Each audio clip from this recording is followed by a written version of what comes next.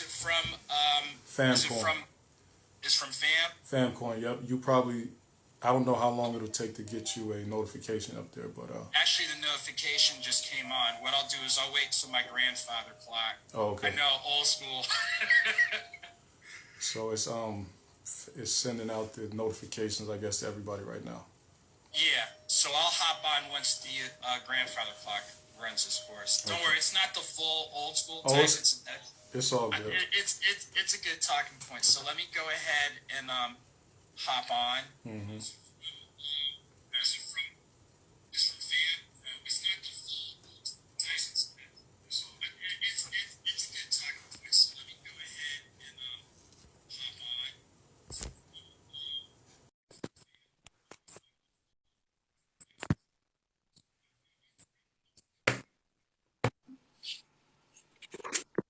Perfect.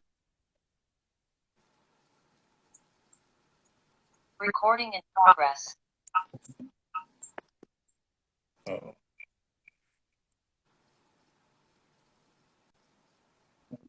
Recording stopped. All right. Can you hear me through your phone? Yeah, I can hear you and hear you through IG and the other platforms. I'm good. Oh, this is good. I just had to mute. I had to mute once. So what you'll do is mute the Zoom, and then we'll listen through Instagram. Okay. Yep.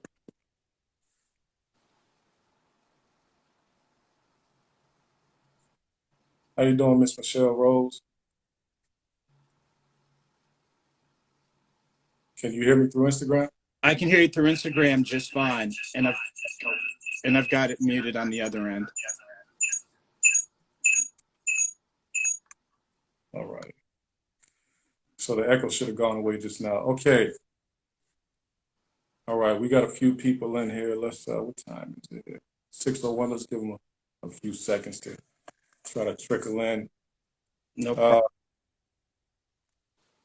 How is everybody doing this evening? We got a special guest with us today. And this is actually our first time going live from the FAM page. We decided that part of community work is reaching out to other people doing great things in the community and showcasing what they have going on, because we're all part of the same community, actually. So we want to get great people in here like Arthur Snorton. And we want to definitely talk to him about some of the great things he's doing. And really, it's like an inspiration to people. You know, that's what we want. Other people who may want to become authors, other people who may want to become leaders in their community in many different ways. We want them to be inspired to do so by Mr. Snorton. Well, I'll tell you what, first off, thank you for even having this platform. You guys are doing some great things, and hopefully this really adds to the great work you're doing to your audience. I hope everybody is doing extremely well. Especially if you're up in the Northeast, Midwest, please be careful. I hear it's a lot of snow heading up that way. So please be safe out here. And I'm just thankful and grateful. Seriously. Anytime people think enough of you to be like, hey, you need to come sit down somewhere and chop it up with us, you don't say no. Seriously. Right. So I'm grateful. So thank you. Yes. How you doing, young Black Queen? All right, man. Let's just get right into it, Brother Snorton. So pretty much we definitely want to start with an introduction, tell the people about yourself, who you are, where you come from, how was life for you coming up, growing up, Sure thing. Well, my name is Andrew Snorton. I'm based out of the Atlanta, Georgia area. Originally, I'm an Illinois native, actually born in the state of Illinois, lived there for 3 years. So that's where I was born. New Jersey is really home for me. I grew up in North Jersey, Morris County elementary school, and then I did middle and high school in Monmouth County, specifically Ocean Township High School. So maybe about 40 miles south of New York, a little bit over an hour away from Philly. Collegiately, I attended Wake Forest University, located in Winston-Salem, North Carolina. So shouts to the Triad. That's everybody. Our HBCU community right across the street at Winston-Salem State University, down the road on I-40, West Market and East Market Street. So shouts to, I gotta give a shout to UNC Greensboro, North Carolina A&T, Bennett College right across the street, High Point, the JUCOs, Forsyth Tech, Guilford Tech, just everybody in the triad, just a great place to be. And I've pretty much been in Metro Atlanta since. Professionally, what I do now under my business umbrella, Creative Community Solutions, I have an education-based services where I do traditional tutoring, virtual tutoring, ACT and SAT prep, and I've done workshops for different nonprofits, mainly in Metro Atlanta, but also Chattanooga, Tennessee for Upward Bound. On the press and media end, I'm able to do my own independent coverage from sports events, arts and entertainment, government and politics. And then through a partnership with one of the Atlanta Media Group Status Network, I have my full broadcast show, The Conversation Corner, which airs every second and fourth Wednesday, 7 p.m. Eastern Standard Time. And thankfully, with their platform being on Roku, Amazon Fire Stick, their own app, website, and then social media platforms, I've been blessed to have guests across entertainment, business, and community. And then on the writing end, in addition to doing editing services, I've written 3 books and recorded 5 audiobooks since 2017. Nice. So did you go to Wake Forest for writing or English or anything? That's a good question. I'm actually a double major in English and sociology. So I guess the whole reading, writing, and analyzing group behavior, sometimes it's hit or miss, but that's my background. And even before getting into what I'm doing now, I previously taught in Gwinnett County Public Schools, which is the largest school system in Metro Atlanta. As you can probably figure out, I taught language arts, social studies, journalism, go figure. And it's funny, I actually did like the after school sports program. In high school, one of the sports I lettered in was track. So I was actually able to get track equipment on the middle school level. So anyone out there that's run the 100, 200, 400, you know, the importance of getting your running blocks and all that type of thing. So those were some of the things that I did before moving into what I'm doing right now.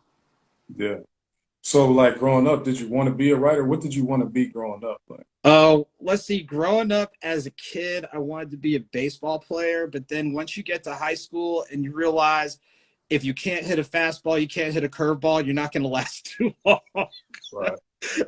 that was my wake up call. But originally a baseball player, then I thought maybe I'd be an attorney, and I guess for me professionally, it's always been something that's been, I'll say, social service based. So even when I graduated, my first job was working with the Athens Clark County Juvenile Court System, based where the University of Georgia is, and it was it was an intervention program for first time offenders. So as long as it was a misdemeanor like vandalism where you knock down somebody's mailbox or shoplifting, instead of them going through YDC, a youth detention center, they had to go through an 8-week program. They had to show up every week, couldn't miss any time, had to meet all the requirements. And if they did, then they would get that first offense waived. And I thought, you know, especially if it was a first time and you just did something foolish, do you need to get punished for it to a degree? But you taking a candy bar doesn't mean you get locked up. Like, that's foolish. There's different ways of, quote, administering discipline and making sure people don't get caught up in the system.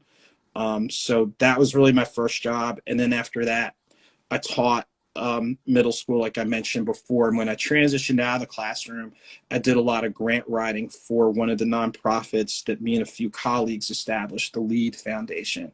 So a lot of our programming through that was working with middle and high school students, male mentoring programs, leadership development, college tours, scholarships.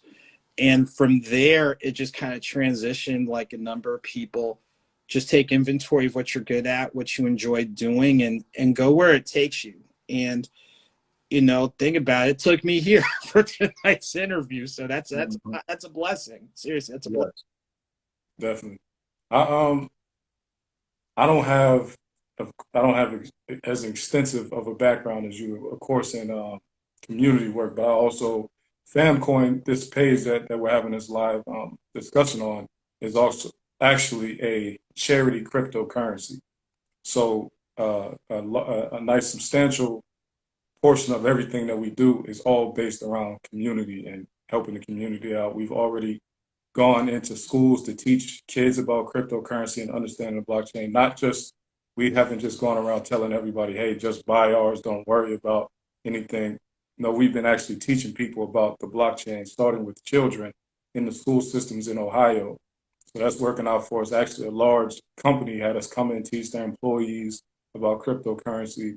So that's our way of helping to keep our community up to speed with what's happening. We've done coat drives. We did a Thanksgiving giveaway. You know, we have to do things in the community. I consider this to be a part of the community work. So anybody, if you are in here watching, make sure you follow Mr. Snorton. Make sure you follow us. You want to stay in tune with definitely what he has going on. We're going to talk about the writing that he does and everything that FamCoin has going on. I also run a nonprofit here that is based around in Atlanta, based around pretty much mentoring Black boys and men, and it's about leadership, pretty much. The way I feel a major issue that we have in our community is the way we see ourselves. So the issue is we see each other as Black men, a lot of times, not everybody, generally we see each other, and you have to prove to me that you're not a threat first, instead of vice versa. Whereas I come into it inherently not trusting you until you show me why I should trust you. Whereas it should be the other way around, whereas I don't see you as a threat unless you give me reason to think so. You know, that's the way we see each other is the biggest reason why we are so comfortable violating each other. That's what I feel. So I feel like my nonprofit is all based around changing how we see ourselves, Black men, changing how we see ourselves. Right. And I love what you said, because ultimately it's about your self-image. And I love what you're doing with cryptocurrency, because that's still a form of financial literacy. That's one of the programs that we've historically done through the Lead Foundation. And when you think about it, financial literacy takes on different forms, whether it's traditional, crypto, just understanding how stocks work, mutual funds, things of that nature, just even your budgeting. So what you're doing is really important as that next wave of financial literacy. And to your point, we forget the importance of self-image and self-worth. And that has to be a universal thread with what we do. I mean, for obvious reasons. Like you said, to your point, sometimes we do too much confrontational or adversarial because it looks different or it sounds different, versus let's just, like when you go to a restaurant, you take time to look at the menu and you ask questions and then you order. Well, why not do the same type of thing? You know you're going to go eat. Take time. Don't dismiss the entire menu. So to you, colleagues, seriously, keep up the great work. It's needed. And seriously, it's needed. So keep at it. Please do. Please do. You know, what's interesting about you being a writer, every year I do a writing competition for middle school kids. And we're going to talk about what style of writing and what type of content you like, but I'm into sci-fi heavy, right? So my goal is to get more Black kids into sci-fi. Not that, because Black kids are already into sci-fi, but I mean from a creative writing standpoint. You know what I mean? And that's the competition. The topics, like every year, my topic is sci-fi. So you do a short story, max word, 1,000 words, and from 5th grade to 8th grade, because I feel like that's when kids really start to being able to express their writing skill, and they still have that great creativity of very young children. So I do the sci-fi writing competition every year because I want to promote that, because people don't look at creative writing as a STEM thing, but it really is though. If you get kids to start thinking about technology but mixing it with their young creativity, we get magic out of that. And I got some great stories from these kids. Look, first off, we undersell the importance of writing. We have to understand, like you said, the creative and critical thinking, the writing skills, your public speaking skills, even in a technology-driven arena. Having command of different concepts, is so important. And what you're doing with the writing piece, we know that for some students, writing about things that they enjoy makes it easier for the skill sets to come out. And what you're doing is you're not only capturing those people who have an interest, but you're giving people a challenge to tapping into skill sets that maybe they didn't realize or didn't think were relevant, or things along those lines. And now they're seeing, knowing a little bit about how to do this, how to transfer it into other areas is so important. And, you spoke earlier about financial literacy, but just literacy overall, knowing the vocabulary as a starting point and not being afraid to take the creative ideas you have here and make them more concrete. So what you're doing, like I said before, is important. It is needed on so many levels. Mm-hmm. So tell us about your writing style. Where did you get your style from, and what made you start saying, let me put it in a book? That's a good question. I'll say the first teacher that I can think of that really, I'll say, galvanized my writing style is actually my freshman year of high school, social studies, Ms. Bradley. And she was old school. But in writing, in regards to like social studies, understanding how you can explain anything through three lenses: the social factors, the economic factors, and political factors. And that was the foundation for my writing through high school and even in college. Even though, of course, you're writing longer and more in depth, it came from those same principles.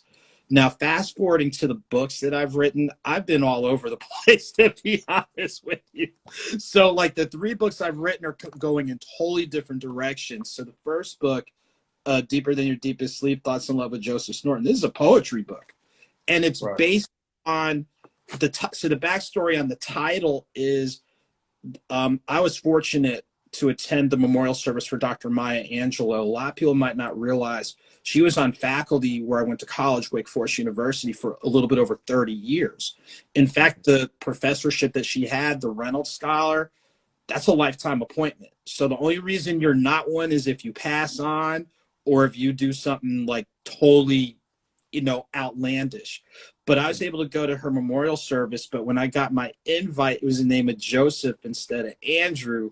And me being the goofy person I am, I asked my parents if there was something they needed to tell me. I know I asked them the goofiest questions, but did some research and actually have a distant relative by the name of Joseph. So in that book, we talk about the action of love through broader lenses, like the relationship you have with family, friends, loved ones, people in your life, people out of your life, self-reflection, which was one of the things that you talked about in regards to self-image. But what I did with it is the beginning of each chapter is a portion of the conversation so the reader knows the context. So that way, when they get into the poem, they can draw connections and they feel like you're being spoken with instead of spoken at.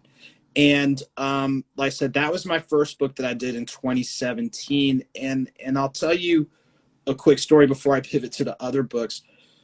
One of the more powerful things about that was when I did a signing in the summer of 2018. I actually did signings in the area where I went to elementary school in North Jersey.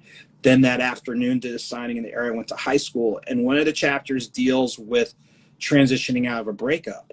And one of the people who made the purchase noted that the way we told it captured how she felt, but she still felt that way like 10 years later. And I'm thinking about people that needed the cathartic release, from that particular chapter.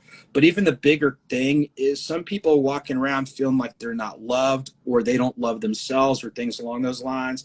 And unfortunately, we've seen mishaps where people, have been operating in a clouded space. So part of the motivation for writing it is before you do something drastic to yourself or other people, take inventory of the different lenses and actions love can take. Like I said, that family member that checks on you, that little kid who tugs on your pant leg, happy to see you, things along those lines. Like you might not, quote, experience love in the manner that you prefer, but by the same token, there's still a potential of it. So hopefully it allows people, a sense of solace, hope, clarity, just venting, decompressing, things along those lines. So that's poetry based. 9 Stories of Faith, which is my second book, goes in a different tangent because it's more interview based. And I looked at it through the lens of all of us are living with something, but some people live with something each and every day. And what I did is, there are elements of faith because the majority of people I interviewed are Christian background as well as Islamic and Hinduism.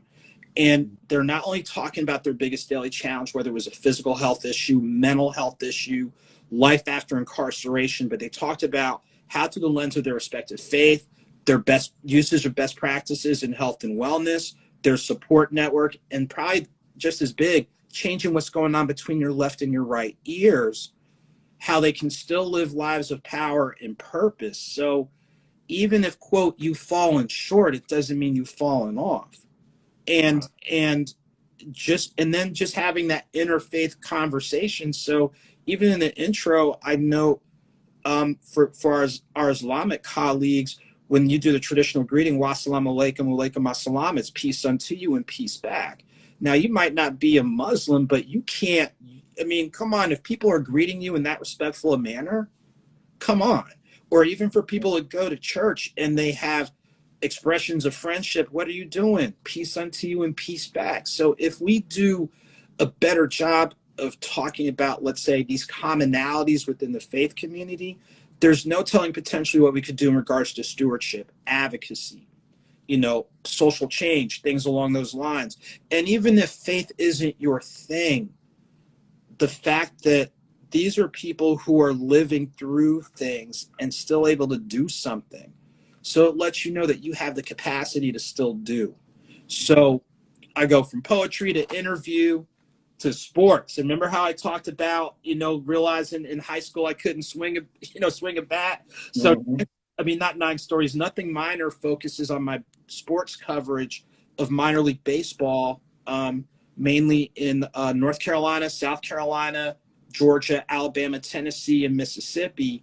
And I was very intentional with interviewing African-American players because we know since the 70s, 80s, that percentage of African-American players has dipped tremendously. It's probably maybe about somewhere between 7 and 10% of all major league players are African-American.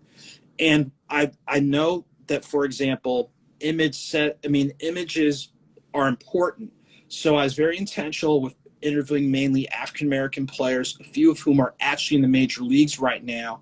Not only just their backstories and like the lessons learned from the game and game coverage and photography and things of that nature, but I did an insert on the Negro Southern Leagues Museum located in Birmingham, Alabama. And a lot of people don't realize that museum has a larger set of memorabilia than the museum in Kansas City. And on top of that, as a price point, and they might have changed the prices, but if you had a group of 9 or less, it was free for you to go. If you had a group of more than 9, it was $1 to go. And it's on the same block as the ballpark where the Birmingham Barons play. So the Birmingham Barons, yes, sir. Can you say what, because I didn't even know about the Southern Museum. I only knew about the one in Kansas City. Can you say where that one is at? Where's the one in, you say Alabama? Sure. The Negro Southern Leagues Museum is located in Birmingham, Alabama. It's actually on the same block as the minor league ballpark where the Birmingham Barons play. And from that whole civil rights grid with the Civil Rights Museum and then the, I forget the specific name of the church where the 4 little girls were bombed, unfortunately. That grid is maybe like a mile away from it. And the neat thing with the Negro Southern Leagues Museum, it has the largest set of archives of Negro Leagues memorabilia. And on top of that, the price points, if it's 9 or less, it's free to go. And if you have a group of more than that, it's only $1 per person. And another neat thing with it being on the same block as the Birmingham Barons, they are a minor league affiliate of the major league team, the Chicago White Sox. They get their name from the Birmingham Black Barons. So they're actually acknowledging the Negro Leagues team that played in Birmingham. So I felt through the lens of sports, just different, sporting options, a little bit of history. There's, and even just through the lens of journalism, like there are spaces where we need to be. And don't be afraid about being the one or the only. If anything, you're there for a reason, and don't let anyone tell you different. Seriously, don't let anyone tell you different. And I'm grateful to the players that opened up. A player like a Travis Demerit, who was playing at the time I interviewed him, he was playing with the Gwinnett Stripers, which are just a level below the Atlanta Braves. And he actually has seen Major League time with the Detroit Tigers. He's back with the Atlanta Braves system. It was great interviewing Travis Trammell, who at the time I interviewed him was the Cincinnati Reds' #1 prospect. He's since been traded to San Diego and Seattle, and then last year he actually saw Major League Baseball action with the Seattle Mariners, and he's still regarded as one of the top 20 prospects in Major League Baseball. It was great interviewing Trey Harris, who's from Metro Atlanta, drafted towards the end of the draft, but he's one of the Braves' top 10 prospects. So it's not so much where you get drafted as now that you're here, just make the most of your opportunity. And he's probably a year or two away from getting called up on the Major League team. One of the non-African-American players I interviewed, Braden Shoemake, when I interviewed him, he was the first of the 2019 draft picks to get to AA. So you have Major League Baseball, which is the top, AAA, AA, single A. So he was like 2-3 months removed from playing college ball, and I interviewed him for his AA debut. I did his first interview on the AA level. So just some of those moving parts and just looking at the sport a little bit differently, whether it's something you want to play, something you want to coach, or even through the lens of, press and media and journalism. Hey, if you have a credential, you deserve to be there. It doesn't make a darn bit of difference if it's 1 or 50,000. You're there. Right. Don't let anyone tell you different. You talked about the media side. How do you get media credentials like that? That's a good question. I'm interested in doing here's that. The way, and I don't mind sharing it. Here's what happened for me. And in 2019, I was already had my show with Status Network, and I still have that with them. And through our network, we have our media badges. And to be honest with you, what I did is I made the request starting here in Gwinnett to cover the Gwinnett Stripers game. From there is a matter of sending the request, but providing documentation to show, I'm really who I say I am. So I sent like the show links, things along those lines. They approved my request, and then I just kind of duplicated that for the other teams that I covered. So then what happened is during the fall of 2019, I was able to do college football coverage where I went to college, Wake Forest University, and I covered basically the entire season. That included, working out of the press box, doing post-game interviews, things of that nature. Then from there, it's almost like you use one to help you get the opportunity for the other. Then before the pandemic, I was covering minor league hockey, and the hockey team that I covered. So if the NHL is the top level in North America, you have the NHL, then it's the AHL, which is the American Hockey League, then the ECHL, East Coast Hockey League. So I was doing the East Coast Hockey League, which is 2 levels below NHL. And from there, it's like you're showing that you've got a body of work. And if it's an event that you want to do, this is just free game. As long as you can document that you're doing something, go ahead and apply. Like if you get denied, you get denied. But you're going to get a no if you don't even ask. And to prove my point, this is my media credential from covering the Gator Bowl, one of the New Year's Six Bowls, like 3 weeks ago. I'm not on ABC, NBC, CBS, Fox, ESPN, CNN, but guess what? I was in there. I did they did it virtually when they announced the replacement team for Texas A&M Rutgers. I was on the virtual call. They fielded one of my questions. Then the day before the game, when they had the full press conference with the bowl game officials, the team captains from Rutgers and the head coach, the team captains from Wake Forest and the head coach, I was there. And guess what? They fielded my questions. For the day of the game, worked in the press box like all the other Jacksonville media, a lot of media from New York, New Jersey, some of the media from the Winston-Salem area. Then post-game, I'm in the post-game area. Rutgers head coach fielded my questions. The player of the game for Rutgers fielded my question. Head coach for Wake Forest fielded my question. So all I'm going to say is I'll put it like this.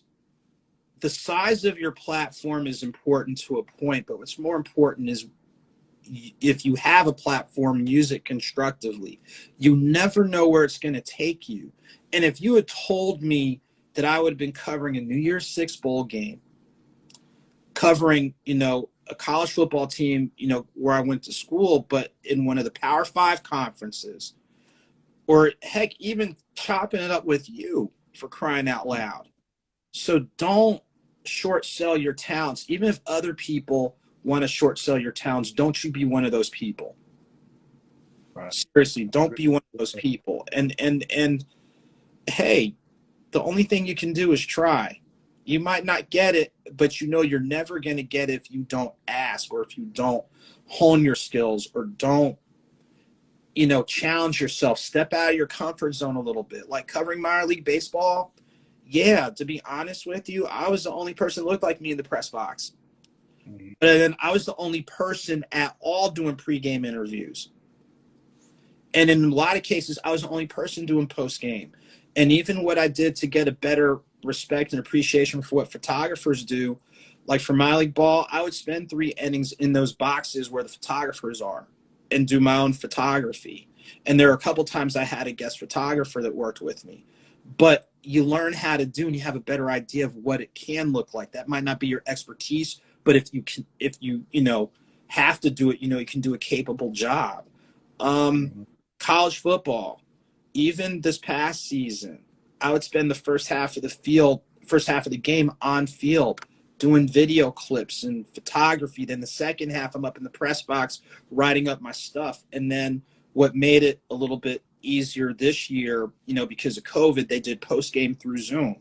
And then after that, you're able to finish up your stuff and go. So at least I have an idea of what it looks like. And if I have to do it, I can. But like I said, I'm not on the biggest platform, but don't be intimidated by the size of your platform. As long as you have one, use it to the best of your ability. Seriously. Worst thing that happens is no. Okay, didn't happen. Let me see what adjustments I need to make, and let's try it again. That's it. Man, that's you gave us a lot of game just now, man, about the books, the direction of the books that you wrote, and just the tips on for anybody who wants to get into media. That's a good word right there. I read a little bit about you, and I saw that you were the president of the Black Alumni Association at Wake Forest. Yeah. First of all, how do you get a job like that? And then what does that job entail? What do you have to do? How do I get a job like that? It really kind of all started back in 2011. To this day, I have my suspicions, but to this day, I don't even know who nominated me for one of the boards at Wake Forest. So the way that Wake works is you have the board of trustees, which I'm not in that price range, to be honest with you. Then you've got the board of visitors, and you've got the alumni council. So when I got elected to alumni council, it was supposed to be for a 4-year time period, 2011 to 2015. They extended me to 2016. And then I got elected as the president of the Association of Wake Forest University Black Alumni. And this is voluntary, but I'll tell you what, even at this level, don't short sell voluntary things. And here's what I'll tell you. One of the biggest lessons I've learned from previously being on alumni council, for serving as Association Wake Forest University Black Alumni President for 4 years. That was from 2011 to 2015. Since 2017, I've been on the board of the School of Divinity at Wake Forest University. Engagement, there's something that can be said for engagement. And I'll say this. When you have an opportunity to have a seat at the table, do so. But don't let yourself get full by what you're being served. And here's what I mean by that. There was 1 year I was the only African American on alumni council. There was 1 year, and I'm not going to get into all that, but I was the only one. And I'll just be blunt. Sometimes people take titles a little bit too seriously, like you think you are special or different. And what I made sure to do is be strategic. When there are certain things I need to speak up and out about, I did. But even more importantly, as I was rolling off, I'll just level with you. Every person I nominated to be a board member, African American. Guess what? That percentage went up from like a blip to like 20-25%, including when people I nominated is now rolling off of being president of alumni council. So I'll say this. Engagement, there's something that can be said for engagement. You know it with the investment you're doing in your nonprofit. You can talk all day about what's not happening in the community, but if you don't step your foot in there, it's like playing armchair quarterback. And when you engage, you learn, you connect, you bring something to the table, you figure out where to advocate. And sometimes advocacy means just bringing the question up so the people you bring with you or behind you can push it further. So it's not always about you and your title. But the most important thing is when you're in a position, utilize it to the best of your ability. Build, relationship building is important, but don't be afraid to stand on your own 2 feet and say what you need to say, whether it's a conversation that no one wants to have or one that they're trying to avoid, because at some point it's got to happen. Like I said, even though like the makeup of Wake campus is maybe like, I don't know, like 10% African American, you couldn't tell me that 1 year I was the only person that you couldn't find anybody else. That was a bold-faced lie. And Right. that send you up to like 20-25%. So it goes both ways. You have to be willing. I think one of the best pieces of advice I got was sometimes you have to be willing to put yourself in uncomfortable spaces and places and have those uncomfortable conversations, because guess what? Without going too deep in history, part of the reason we have the access we have is because of people known and unknown who put themselves in uncomfortable spaces and places. So like that sporting event we enjoy, or that restaurant, or that vacation area or whatever, there was somebody who we may not ever know that put themselves in an uncomfortable space and place so that others could come behind and kick the door in. So, FAM stands for 40 acres and a mule. So that's the vibe. A lot of people haven't heard of Claudette Colvin. Are you familiar with Claudette Colvin? No, I am not. And that's another thing. Claudette Colvin is the strength behind the civil rights movement. She did what Rosa Parks did before Rosa Parks did it. But she was looked at as she wasn't proper. She wasn't somebody the movement could really get behind. She was an unwed young mother. So she wasn't someone they wanted to prop up like that. But she was the first one that they drug off the bus because she said, I'm not going to get up out of my seat. She also actually saw it all the way through and testified in the trial that helped change happen. The pressure was on Miss Rosa Parks so heavy that she ended up leaving. She didn't end up testifying, but Claudette Colvin did. So that speaks to what you were saying about people that we don't even know breaking down doors for us. And I'm assuming that's what you wanted to be when you were the only person on that council. You wanted to try to be, they might 30 years from now, they might not know that there was a guy who had to bring in more black people because he just didn't like the representation at a school with 10%, at least 10% population. I'll put it to like this, and you said a lot of things. Like I said before, there are people unknown, even with having, and I'm sure you're familiar with Before the Mayflower, and other great texts.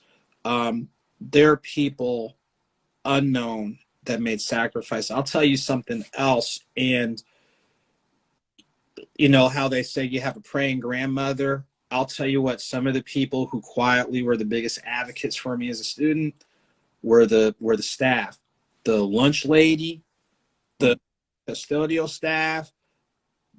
When you talk about, people that PRAY for you and what have you, and I'll tell you an even bigger Wake Forest testimony.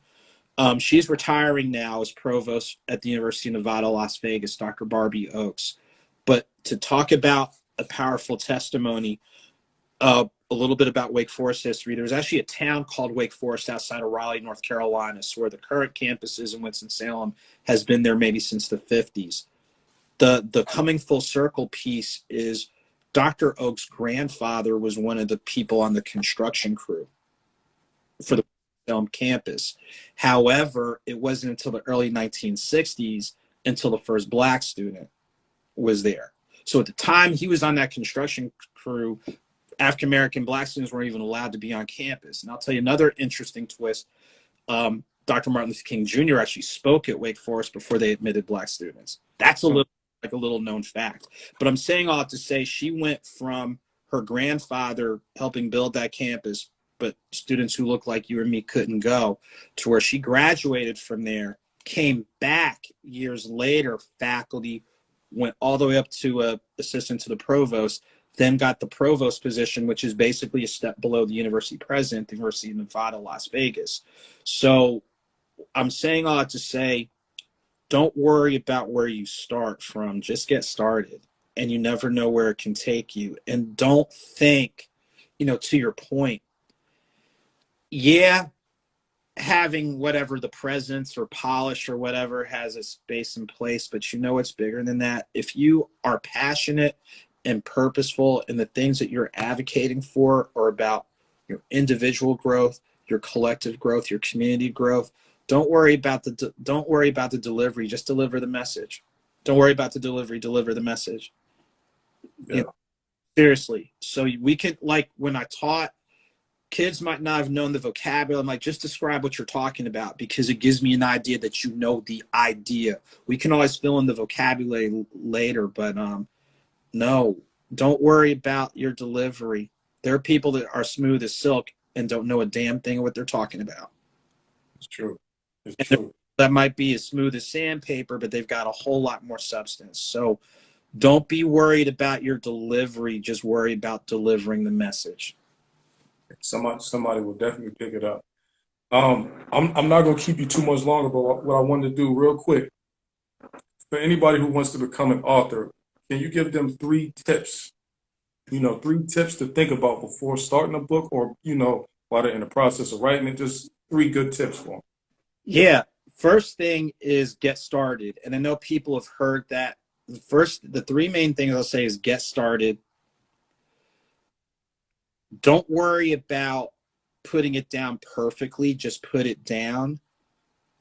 And then the next thing is just find your voice.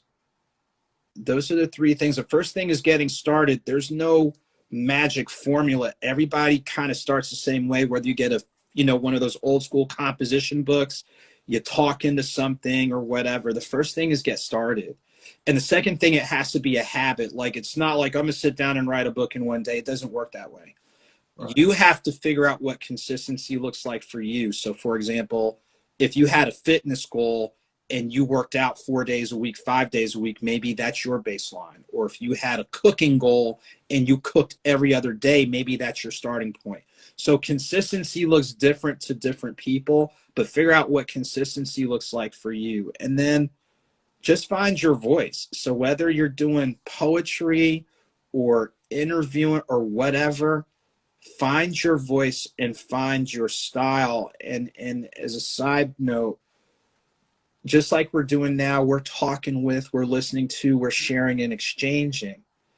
And sometimes authors get so wrapped up in the masterpiece that we forget we still have to talk with our audience and talk with people. So you can still show that you know whatever, but talk with somebody, because guess what? Joe Jones or Jill Jones that you're talking with, they might know some things that you don't. And you'd want them to talk with you and share and exchange. So that's basically it. Get started, figure out what consistency looks like for you and use that as your baseline. And just the importance of voice, and realize it's not just your voice, but at times your voice is helping others kind of say, hey, this is what I'm talking about. Even what you're doing with the crypto piece, this is what we're talking about. What you're doing with the self-image and self-worth, this is what we're talking about. And I guarantee you, you and your colleagues are talking with people. Right. And when you're talking with people, you can get so much further than talking at them. Three very good tips. Very good tips. Have you taught financial literacy before? It sounded like you kind of hinted at. A little bit. I look at here. You learn something new every day. I know, like through our foundation, we do the financial literacy pieces. We would bring in different guests, and we would talk about like the essentials, budgeting, setting up mutual funds, those types of things. Obviously, you know, with the crypto piece, you know, that is obviously relatively recent, but by the same token, it's something that's important. And like you're showing people, look, let's look at the different lenses through which, you know, you can identify and talk about financial literacy, building up your credit, things along those lines. And not only that, just being honest, talking about mistakes you made. I made mistakes in college. Oh, wow, let me get that case. Let me get that picture. I was one of those people. I'll let you. I was one of those people. And it took some time for me to build up my credit. That's but just talking about mistakes you made so other people don't make those same types of mistakes. And it's almost like, and you can attest to this with the work you're doing, people see you where you are, but they don't know where you've been. And when you are open to sharing where you've been, you're more relatable. Yeah. It's like you're walking with us instead of beyond us. So that's huge. That's huge. Yeah, man. Well, hey, everybody on here, man, make sure you follow author Andrew Snorton, man. He has clearly, if you've been on here the whole time, he has some good words, good pieces, good nuggets for us to take forward with us. Before we get off of here, and again, if you whatever, I'm not sure how you guys conduct your training, your financial literacy. We have an education department in our group in FamCoin. So, you know, if you wanted us to give a basic course at your with you guys, we could do that. I have done a financial seminar where I teach personal finance, because I think a lot of people they jump straight to investment and they don't have their own personal finances together. You can't invest really if you don't have any disposable income to do anything with, because you have bad habits. So I've taught a course like that, and one thing that I did that a lot of people don't do, when I organized my seminar, I brought a psychologist in to speak, because a lot of people don't understand where their insecurities around money come from. So I brought the psychologist in to give that aspect that a lot of people don't even think about. Well, right? I'll tell you what I definitely want to do is, I know for like my full broadcast show, obviously I'm bringing you on because more people, just like you're helping amplify my voice. So this is recorded, so I can't back out of it. Just like you're helping me amplify my voice. And this is another thing. We have to do more of this cross amplifying. There's enough room and enough content for everybody. So whether it's a standard article or having you as a guest on the full show. So just like you're helping me amplify to your audience, hey, turnabout is fair play. So it's on recording. You can run this back, but this is what we need to do. And that's all there is to it. Definitely. So guys, we're going to let you guys go. We did a good solid 45. This is a heavy 45. This is, you know, some people could have stretched this out to about 3 hours. We got a heavy 45 in here for everybody. Make sure you follow Arthur Snorton. Make sure you follow the FamCoin page. Get over to famcoin.com. You can learn about cryptocurrency as a whole, or you can learn about FamCoin in particular. Make sure you go over to famcoin.io. Check out the ICO page. And if you want to donate also, like I said, we feed the community, school supplies, you know, backpack giveaways, toy giveaways. We do all of that type of stuff too. Like I said, we're a charity cryptocurrency. So we make sure that you see our faces. You know that we're real people. We're not bots sitting behind a computer just trying to manipulate some numbers and run off with a quick, you know, if anything goes wrong, you know, there's people you can go hold accountable for it, because we have our faces out in the forefront. Okay. So we want to make sure that transparency is one of our biggest pieces. A lot of people are afraid of cryptocurrency because it does not have enough transparency attached to it. So even now, with everything being down right now, that's not something that any particular group in crypto can control. That's the entire market being down, right? So everybody seeing crypto down, don't be afraid of it. You know, even if you only have $5 to invest, I guarantee things are going back up. Even if your $5 turns into 20, you're talking about 300% return. You know, at least you can hang your hat on the return percentage, even if you can't retire off that $5 investment. Okay, so I would say I want everybody to say thanks to Mr. Storton. If you guys have any questions and you want us to come back on and do this again, let us know. DM either one of us. We'll set it up again. Like he said, I'll be a guest on his show as well.